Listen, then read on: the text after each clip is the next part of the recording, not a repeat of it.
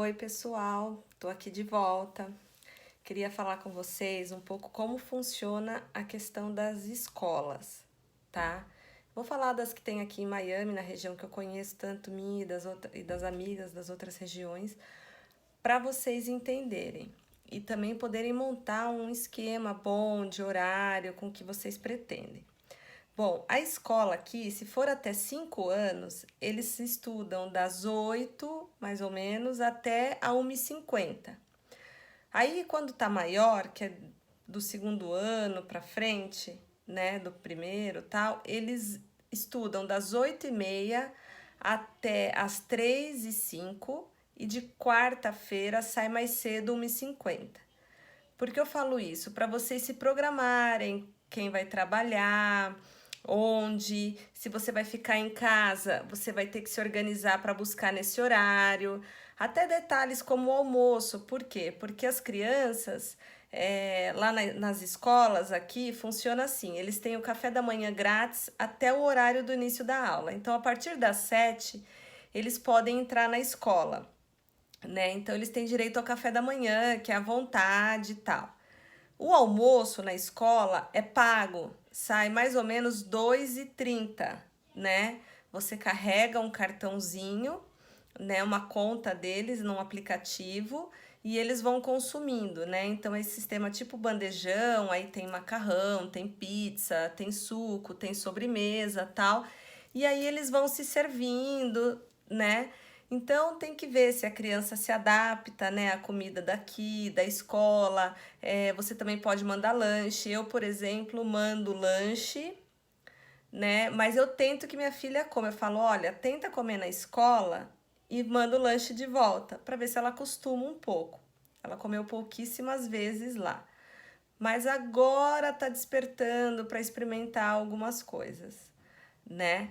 E nas escolas, a escola aqui é pública, né? E depois das 3h05, para quem trabalha, para quem quer que os filhos façam uma atividade, tem o after school, que funciona da seguinte forma: ele pode fazer no centro comunitário do lugar que você mora. Por isso que é legal, quando você escolher o lugar para morar, você já ir no centro comunitário, conhecer, fazer a inscrição para as atividades e tal. E aí você paga o after school, né? O valor mais ou menos dá uma variada de 400 a 800 dólares semestral ou anual. Depende do after school. Então tem assim: vôlei, judô, balé, team leader, reforço, tipo after school para fazer lição. Então as crianças ficam até às 5 da tarde, né? O ônibus, você pode optar por ele ou não. Se você optar pelo ônibus, não tem custo nenhum, você já tem que preencher na escola essa ficha que eles deixam a criança em casa. Se não, aí você tem que fazer o pick-up, que você já tem que se organizar para uns 20, 25 minutos para pegar a criança na escola, porque é uma fila de carro que vai pegando, e isso, na minha opinião, não é tão organizado assim aqui o sistema. E esse after school, então você escolhe, você aplica para ele, né? Você paga. Uma dica que eu dou em muitos lugares, ele não é mensal, então é o valor semestral ou anual. Mas se você for no centro comunitário e preencher uma fichinha de que você não tem condições de pagar de uma vez, que seu dinheiro vem mensal do Brasil e tal, você consegue pagar mensalmente. Eu sugiro porque vocês sabem como que é criança, né? Hoje elas querem balé, amanhã quer karatê, depois quer jogar tênis e assim vai. Presta atenção também no calor, porque dependendo da atividade para a criança é bem quente, né? E também tem as particulares. Então, por exemplo, minha filha queria fazer ginástica. Nós fomos conhecer a da escola, eu não achei tão legal, tal. E aí a gente foi atrás de uma academia. Então, você tem o sistema de after school, que as academias aqui de diversos esportes, tem até de MMA e tal. Busca a criança de van na escola, leva para o after e depois você retira a criança lá, né? Isso também tem um custo. Para vocês terem uma ideia, por exemplo, uma ginástica, um judô 2 vezes por semana sai em torno de 150 dólares por mês. Então você tem que se organizar nos outros dias, ou a criança fazer um outro after, você tem de novo um custo, ou ir para casa porque você vai estar lá, né? Então, as mães que vão estudar, vir como estudante, eu acho que tem que se atentar no horário, porque muitas escolas são até as 2, a criança sai 1h50, então talvez interessante o ônibus, porque você ganha 20 minutos para você se deslocar e tal. E também para se organizar com a questão de rotina, porque a gente fica meio bagunçada, os horários de almoço na casa, porque para você almoçar e depois esquentar, você acaba esperando as crianças, e aí todo mundo almoça às 3h30 da tarde. Então aí a janta já não sai tão cedo porque ninguém tá com muita fome, né? Então, para montar um esqueminha mais ou menos organizado disso. Uma coisa interessante também que eu vejo aqui é que, por exemplo, a escola mesmo propicia reforço, tipo assim, salas para aprendizado de leitura e de matemática para todos os anos, né? Então a criança entra mais cedo 1 hora na escola para o reforço, é só ela procurar a sala lá do reforço e alguns dias sai mais tarde. Acho legal porque às vezes a gente fica naquela preocupação de é, que não está acompanhando direito, tal, de achar um professor particular, e a própria escola oferece isso, né? E para a língua também, as crianças vão absorvendo aos poucos. É claro que aqui em Miami, como se fala muito Spanish, as crianças vão aprendendo muito ao mesmo tempo, né? E dá uma confusãozinha na cabeça. Mas é legal porque acaba aprendendo mais 2 línguas, né? E vai saindo. E uma coisa importante das escolas, que eu me vi pensando muito nisso, e outras pessoas também enquanto estava no Brasil, é a nota. Aqui, as escolas, elas têm uma graduação de nota 10, 9, 8. Então, o que acontece? O americano, como tem essa preocupação com os estudos, desde que a criança nasce, já começa a guardar dinheiro para o college, para a faculdade, que não é pública aqui, para estudar nota 10, eles são assim muito dedicados nisso com os filhos, eles procuram escolas nota 10. Então, normalmente, até para a hora que você vai alugar, os lugares onde tem as melhores escolas são muito requisitados, são mais caros e tal, porque todo mundo quer estudar.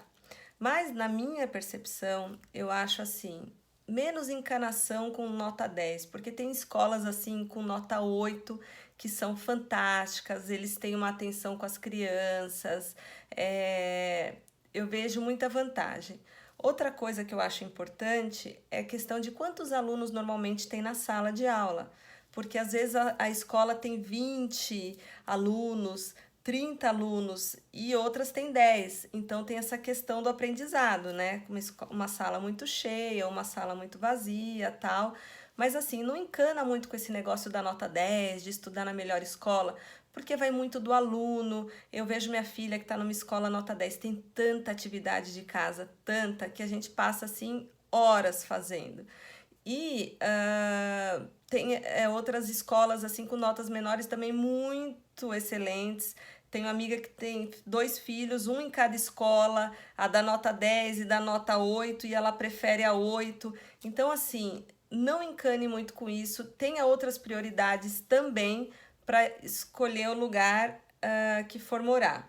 A questão de, mas esse lugar tem muito brasileiro, tem muito isso ou não, tem a vantagem, tem a desvantagem, eu acho. Primeiro porque a criança também não fica tão isolada, dependendo da idade do pré-adolescente, de que vai largar o país, todos os amigos e não vai ter ninguém.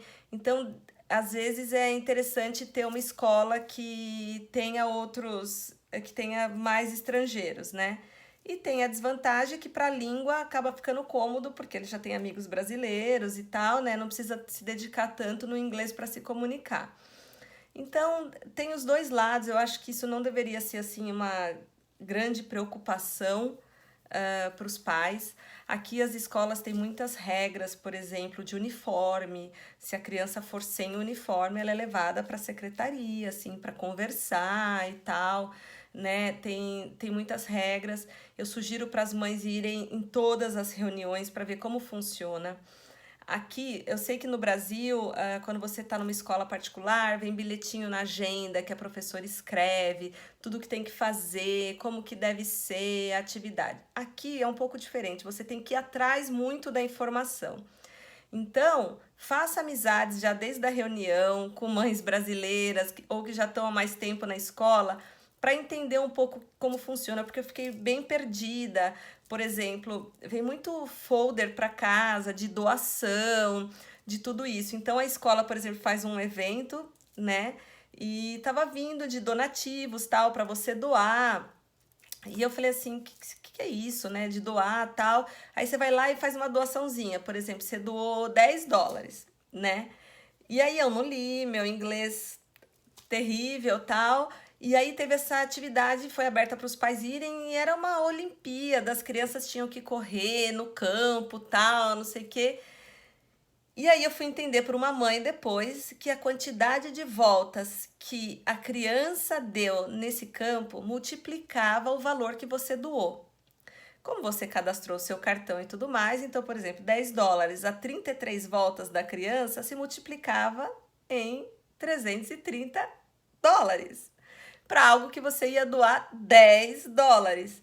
Então, assim, tem muitas atividades desse tipo, então tem que estar bastante atento a tudo isso que acontece na escola. Né? Então, eu falo que você tem que buscar muita informação. Por exemplo, muitas escolas, na verdade, a maioria aqui, tem muita atividade em aplicativo. Se você não for atrás da informação, até pegar no tranco da criança entender, passou 4 meses e aí você está entrando no aplicativo, sendo que ela tem tipo 4 aplicativos para fazer por dia no computador. Então já precisa se programar que precisa ter um computador em casa, tá? Para a criança poder fazer a atividade com fone e tal, headset.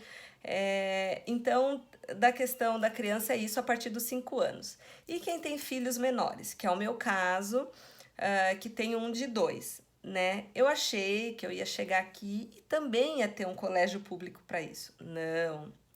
O público começa na idade de 5 anos.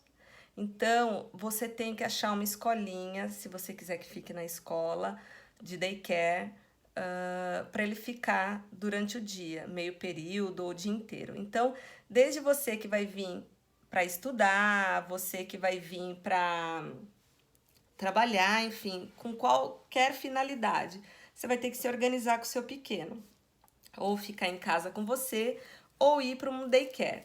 Para que as pessoas tenham uma ideia, em Miami hoje, um daycare está em torno de US$ 1.000 por mês. Então, isso já é algo que tem que entrar no seu planejamento, entendeu? As escolinhas são fantásticas, eles têm muitas atividades, é legal porque a criança pequenininha já começa a aprender as 2 línguas e funciona. Só que você tem esse custo, né? Então tem que entrar já no seu orçamento aí no budget do que você vai ter que ter por mês. Quanto a chegar aqui, as pessoas ficam assim, mas a questão do visto e tal. A escola não tem nada a ver com imigração, ela não quer saber dessa situação, a criança tem que estar legal aqui, mas independe. O importante é que a criança esteja na escola, tá? Outra coisa, a questão de vacinas, que todo mundo fica preocupado, exame físico e tal. Um exame físico aqui, ele custa em torno de US$ 35, que é a consulta, tá? E as vacinas você pode dar grátis. Se você quiser um centro médico, assim, que você vai lá e faz uma carteirinha, que depois quem vem para Miami eu posso passar a referência do lugar, que você faz uma carteirinha, se associa na clínica, não tem custo nenhum. Quando você vai dar uma vacina é US$ 10 e uma consulta de alguma especialidade para qualquer um da casa é US$ 35.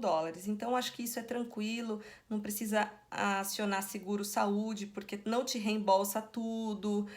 Eu acho que tem que deixar mais para emergência, tal, pela burocracia. Então, você tem esse sistema e você também pode tomar vacina de graça, tá? Depois, quem tá vindo para cá, quiser me mandar uma mensagem, eu dou o endereço. É só ir lá com a ficha, o passaporte e tal.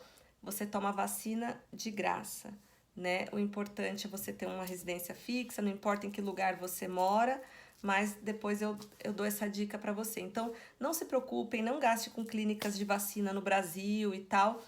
E o calendário de vacinação aqui é bem legal, que a escola, eles oferecem vacina lá, né? Então, se você autoriza seu filho a tomar, vem a fichinha que tomou, tal, nas vacinas decorrentes do ano. Então, isso aí também acho que é algo bem interessante. A escola pede muito que as mães sejam voluntárias, né, do programa deles, porque para vender uniforme, a lojinha, tudo isso são voluntárias, né? E a escola faz muitas atividades para tentar dinheiro para trocar computadores, para fazer tudo isso. Então é um sistema bem legal, é bem puxado, tá? Independente da nota, com atividade e tal. Então, assim, eles entendem aqui que os pais têm que participar dessa rotina dos filhos, dessa criação. Então, você vai ter que se organizar no seu dia para fazer isso com as crianças, estar junto, fazer lição, acompanhar, corrigir, muitas vezes correr atrás da informação, porque vem mais ou menos escrito, porque eles escreveram na agenda, você não sabe, então já se comunica, faz amizade com as mães, porque a gente precisa dessa informação, né, de saber o que está acontecendo, tal, às vezes tem mãe que sabe mais, tem mãe que sabe menos, então isso também é normal. Material escolar aqui é super barato, tipo a lista inteira dá US$ 65, é muito legal. E quando chega na fase de aulas tem muita promoção, né? Uma das coisas curiosas que aconteceu comigo aqui é que chega no começo do ano, né? Na verdade no meio, né? Que vai ter aquela lista de material, aí você compra o lápis de frufru, a borrachinha, tal, vai com as crianças escolher e tudo mais. Só que aqui eles têm algo que eu achei muito legal, que tudo isso não é da criança, é da sala. Então todos os lápis são comunitários, todas as borrachas, tudo. Você vai solicitando que acabou o seu, por exemplo, tal. A professora vai lá e tira um desse monte. Então, assim, não tem essa distinção, não tem essa coisa de um tem uma coisa, uma marca, tal. Aqui não tem. Então, eu achei bem legal. As crianças têm que ir de uniforme para a escola. Tem um dia da semana de sexta que eles podem levar US$ 1 e ir sem uniforme, porque também vai para a doação da escola. E o resto tem que ter essa disciplina, esse rigor, né, que eu acho bem interessante. E da última coisa, assim, escolha morar bem perto da escola, porque pode ser que você não tenha carro, você tem como levar a pé, que você tá ali e tal, se tiver criança menor, ou já entra no esquema do ônibus logo que você chegar, né? Então, eu acho que ter escola bem perto de casa é uma vantagem, né, para o time de chegar de manhã e tudo isso. Eles são bem rigorosos, fecha o portão exatamente naquele horário, a criança tem que entrar pela secretaria, dá o nome, vai para a ficha dela que ela chegou atrasada. Se faltar sem justificativa na escola também, os pais recebem e-mail, recebem mensagem.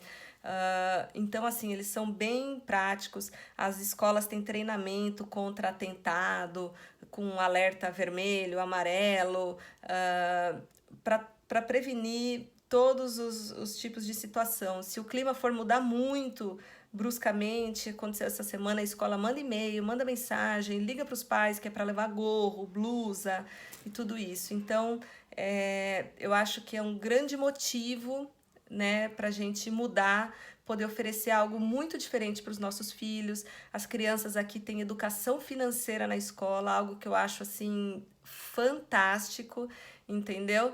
E só isso já vale assim muito a pena, né? Mas coloque no seu orçamento after school e a questão do daycare, tá bom? Beijo para vocês e até o próximo.